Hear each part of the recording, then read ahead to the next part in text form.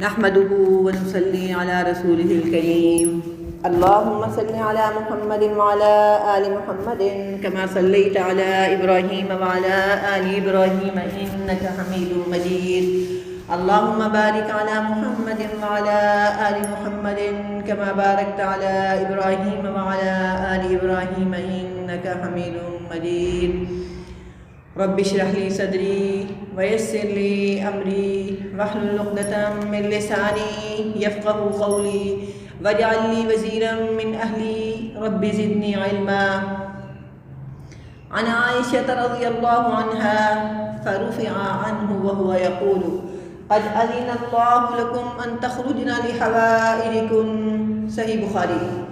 حضرت عائشہ صدیقہ رضی اللہ تعالی عنہا سے مروی ہے کہ نبی کریم صلی اللہ علیہ وآلہ وسلم پر وحی کی کیفیت ختم ہوئی تو آپ فرما رہے تھے بے شک اللہ تعالیٰ نے تم کو اجازت دی ہے کہ تم اپنی ضروریات کے لیے گھر سے باہر نکل سکتی ہو. آئیے اب تھوڑا تھوڑا پڑھتے ہیں. عن عائشہ، حضرت عائشہ سے روایت ہے رضی اللہ عنہا، اللہ ان سے راضی ہوں. فرفع عنہ، تو نبی کریم صلی اللہ علیہ وآلہ وسلم سے وحی کی کیفیت ختم کی گئی. وہو یقول، اور وہ کہہ رہے تھے قد اذن اللہ لکم، بے شک اللہ نے تمہیں اجازت دے دی، ان تخرجنا، کہ تم نکل سکتی ہو، لحوائجکن، اپنی ضروریات کے لیے. اب مکمل پڑھتے ہیں، آپ بھی ساتھ پڑھیں. عن عائشہ رضی اللہ عنہا فرفع عنہ وہو یقول قد اذن اللہ لکم ان تخرجن لحوائجکن.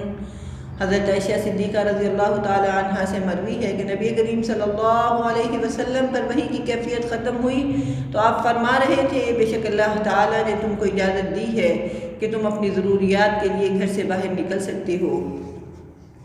صحیح بخاری میں نبی کریم صلی اللہ علیہ وآلہ وسلم کا فرمان ہے المرأة راعیة علی بیت زوجہا وہی مسئولۃ عنہ. عورت نبی کریم صلی اللہ علیہ وآلہ وسلم کے فرمان کے مطابق اپنے شوہر کے گھر کی نگران ہے اور وہ اپنی نگرانی کے بارے میں اللہ کے ہاں جواب دہ ہے. قرآن پاک کے فرمان وقرن فی بیوتکن کا اصل مقصد بھی یہی ہے کہ عورت اپنے اصل فرائض کی بجا آوری کے لیے گھر ہی میں رہے، مگر اس بارے میں زیادہ سختی اس لیے نہیں کی گئی کہ بعض حالات میں عورتوں کے لیے گھر سے نکلنا ایک مجبوری بن جاتا ہے.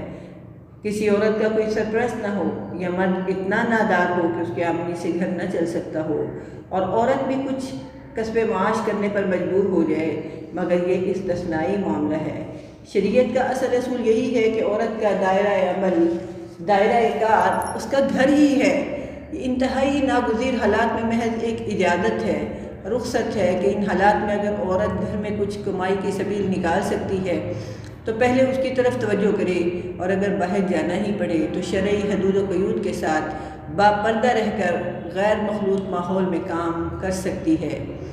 شعبہ تدریس، طبی شعبہ، ٹائپنگ، ملازمت وغیرہ.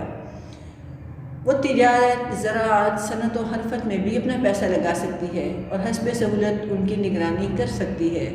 شوہر اگر نادار ہے تو اپنے شوہر پر اور اس کے بچوں پر خرچ کر سکتی ہے اور اس کا حسن سلوک سمجھا جائے گا، کیونکہ اصل میں نان نفقہ تو مرد کی ذمہ داری ہے. جیسے حضرت عبداللہ بن مسعود رضی اللہ تعالیٰ عنہ کی مالی حالت کمزور تھی، ان کی بیوی زینب رضی اللہ تعالیٰ عنہ ان پر خرچ کیا کرتی تھی، تو نبی کریم صلی اللہ علیہ وسلم نے ان کے دریافت کرنے پر فرمایا نام لہا اجران، ہاں اس کے لیے 2 اجر ہیں، اجر القرابہ، قرابت داری کا اجر، و اجر الصدقہ، اور صدقہ کا اجر. صحیح بخاری.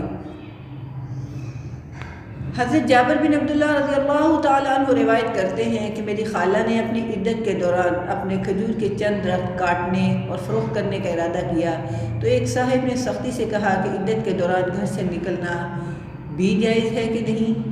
وہ نبی کریم صلی اللہ علیہ وآلہ وسلم کے پاس یہ سوال پوچھنے کے لیے حاضر ہوئی تو آپ صلی اللہ علیہ وسلم نے فرمایا کھیت جاؤ اور اپنے درخت کاٹو، ممکن ہے کہ اس کمائی سے تم صدقہ و خیرات اور دیگر بھلائی کے کام کر سکو.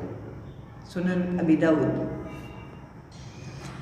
حضرت عمر رضی اللہ تعالیٰ عنہ نے حضرت سودا رضی اللہ تعالیٰ عنہ کو باہر دیکھ کر کہا ہم نے آپ کو پہچان لیا. آپ واپس آ گئی اور نبی کریم صلی اللہ علیہ وسلم سے اس کا تذکرہ کیا۔ نبی کریم صلی اللہ علیہ وسلم پر فوراً نزول وحی کسی کیفیت طاری ہوئی، تو آپ صلی اللہ علیہ وسلم نے اس کیفیت کے ختم ہونے پر فرمایا اِنَّهُ أَذِنَ لَكُنَّ أَن تَخْرُجْنَ لِحَاجَتِكُنَّ، بے شک اللہ نے بوقت ضرورت نکلنے کی اجازت دے دی ہے۔ حضرت اسماء رضی اللہ تعالی عنہ کا بیان ہے کہ حضرت زبیر رضی اللہ تعالیٰ عنہ کے پاس شروع میں مال تھا، نہ خادم وغیرہ، صرف ایک گھوڑا تھا۔ نبی کریم صلی اللہ علیہ وسلم نے ان کو کاشتکاری کے لیے کچھ زمین دے دی تھی، میں اس میں کھجور کی گٹلیاں دبایا کرتی تھی۔ صحیح بخاری۔ حضرت عبداللہ بن مسعود رضی اللہ تعالیٰ عنہ کی بیوی کوئی صنعت کاری کا کام کر کے اپنے گھر والوں پر خرچ کرتی تھی، تو نبی کریم صلی اللہ علیہ وسلم نے فرمایا تمہارے لیے دوہرا اجر ہے، ایک صدقہ کا اور دوسرا اپنے قریبی رشتہ داروں پر خرچ کرنے کا۔ حضرت خولہ بنت ثعلبہ بھی اپنے شوہر پر خود ہی خرچ کیا کرتی تھیں۔ ایک خاتون کی کھیتی تھی، وہ چقندر کی کاشت کرتی تھیں۔ جمعہ کے روز سہل بن سعد اور دوسرے صحابہ ان سے ملاقات کے لیے جاتے تو وہ چقندر کے آٹے سے تیار کردہ حلوہ ان کو کھلاتی تھیں۔ صحیح بخاری۔ کیلا نامی عورتیں چیزیں خریدتی اور بیچتی تھیں۔ ابو داؤد۔ حضرت عمر رضی اللہ تعالیٰ عنہ کے دور میں ایک صحابیہ کی ذمہ داری تھی کہ وہ بازار کے نرخوں کا خیال رکھتی کہ کہیں بڑھنے نہ پائیں۔ حضرت حلیمہ سعدیہ اجرت پر بچوں کو دودھ پلاتی۔ ام المؤمنین حضرت زینب بنت جحش چمڑا رنگنے کا فن جانتی تھیں، وہ چمڑا رنگتی تھیں اور اس کی آمدنی فی سبیل اللہ خرچ کر دیا کرتی تھیں۔ حضرت جابر رضی اللہ تعالیٰ عنہ کی خالہ کاشتکاری کرتی تھیں۔ حضرت اسماء بنت ابی بکر رضی اللہ تعالیٰ عنہ اپنے شوہر کی زمین سے جو گھر سے 2 میل دور تھی، کھجور کی گٹلیاں سر پہ اٹھا کر پیادہ پا اپنے گھر لایا کرتی تھیں۔ حضرت عمر رضی اللہ تعالیٰ عنہ کے دور میں حضرت اسماء بنت مخرمہ کو ان کے بیٹے یمن سے عطر روانہ کرتے تھے اور وہ ان کا کاروبار کرتی تھیں۔ نبوی دور میں مسجد نبوی سے باہر ایک عورت چقندر کا سالن بنا کر فروخت کیا کرتی تھی اور صحابہ کرام رضی اللہ تعالیٰ عنہم اس سے خرید کر کھایا کرتے تھے۔ عورت پر پابندی کسب معاش پر نہیں، بلکہ یہ ہے کہ ایک تو گھر کا ماحول متاثر نہ ہو، بچے نظر انداز نہ ہو، کوئی نہ کوئی سرپرست گھر میں موجود ہو۔ دوسری بات یہ ہے کہ وہ مخلوط محفل میں کام نہ کرے تاکہ معاشرے میں کوئی فساد برپا نہ ہو۔ تیسری بات یہ ہے کہ کام حرام کمائی سے تعلق نہ رکھتا ہو۔ خواتین کے لیے باعزت پیشے، تدریس، لیڈی ڈاکٹر، نرس، خواتین کلرک، خواتین کے ہاسٹل کی نگرانی، خواتین کے وکیل اور جج، زنانہ معاملات میں تحقیق کے لیے زنانہ پولیس، کپڑے کی تجارت، گھر کے اندر بے شمار کام جیسے کھانا پکانا، کپڑے سینا وغیرہ وغیرہ۔ کمانے والی عورت اپنی کمائی بینک میں ہی رکھتی ہے کہ سرکاری ملازمتوں میں تنخواہیں بینکوں میں ہی آتی ہیں۔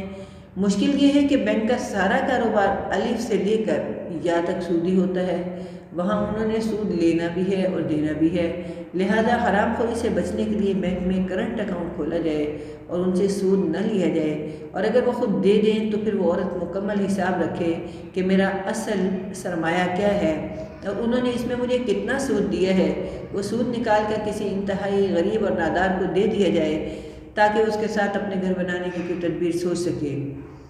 اس کے علاوہ آج کل مغربی تعلیم کے زیر اثر عورتیں بے شمار ایسے کام کر رہی ہیں جو شرعاً ممنوع ہیں، مثلاً ایئر ہوسٹس، بینک کی ملازمت، سیلز گرل، فون آپریٹر، استقبالیہ پر کام کرنا، سیکٹری، مردوں کے لیے نرسنگ، شوبز کے کام، پرفارمنگ، ماڈلنگ، فلمی ہیرو بننا، ایکٹرس اور ایکٹریس وغیرہ، اپنا پیسہ سودی کاروبار میں لگا دینا، یہ سب کام شریعت کی طرف سے ممنوع ہے اور اسلام میں ان کی کوئی گنجائش نہیں۔ اللہ تعالیٰ میں ہر حرام کام سے بچائے اور جائز کام کی طرف جانے کی توفیق عطا فرمائے۔ آمین یا رب العالمین۔